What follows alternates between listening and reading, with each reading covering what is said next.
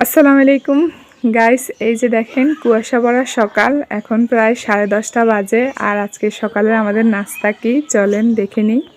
এই যে মাটির চুলায় রান্না করা আজকে সকালের নাস্তা। এখানে আছে সবজি খিচুড়ি, তারপরে এখানে আছে গরুর মাংস বোনা। আজকে সকালে কুয়াশা ভরা শীতে সবজি খিচুড়ি আর গরুর মাংস বোনা দিয়ে সকালের নাস্তা। এই তো এখন কিন্তু সবার জন্য বেড়ে নিচ্ছি।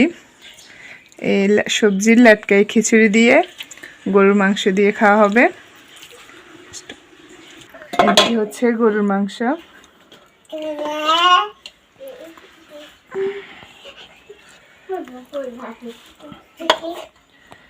এই যে কিরকম বলেন তো, এরকম সকালের নাস্তা হলে আর কিছু লাগে?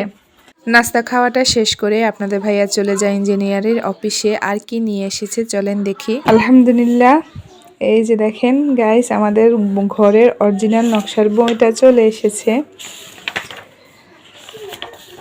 আর এটা হচ্ছে সে অরিজিনাল, আমাদের পুরোটা ঘর এই ডিজাইনে হবে। আর এই ঘরটা মূলত আপনাদের ভাইয়া আর আমার বড় বাসুর, মানে আপনাদের ভাইয়ার বড় যিনি উনি, আমরা দুই ভাই মিলে কিন্তু এই ঘরটা করতেছে। এটা হচ্ছে 2 ইউনিটের ঘর, একটা ইউনিট আর একটা ইউনিট। এই যে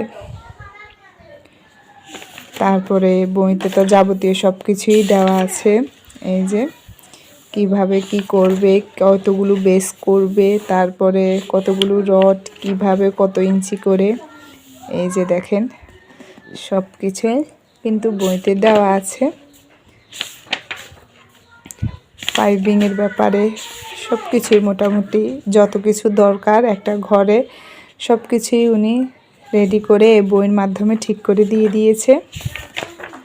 ইলেকট্রিকের জিনিস, তারপরে পাম্পিংয়ের জিনিস, সিঁড়ি, এই তো সব কিছুই যাবতীয় মোটামুটি।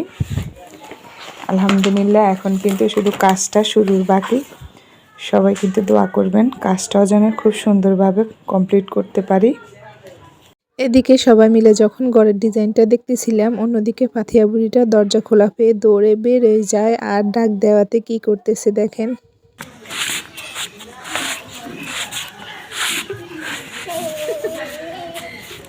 এরপরে আম্মু চলে আসে রান্না করতে। আর অফ ক্যামেরায় অনেকগুলো কাজ সেরে নিই, কারণ ক্যামেরা করে করতে গেলে অনেকটাই দেরি হয়ে যায় সেই জন্য। আর এদিকে আম্মু তরকারিতে কিন্তু বাগার দিয়ে দিয়েছে। আজকে রান্না করেছে চিংড়ি মাছ দিয়ে লাউ রান্না। মাশাআল্লাহ, কালারটা কিন্তু খুব সুন্দর এসেছে।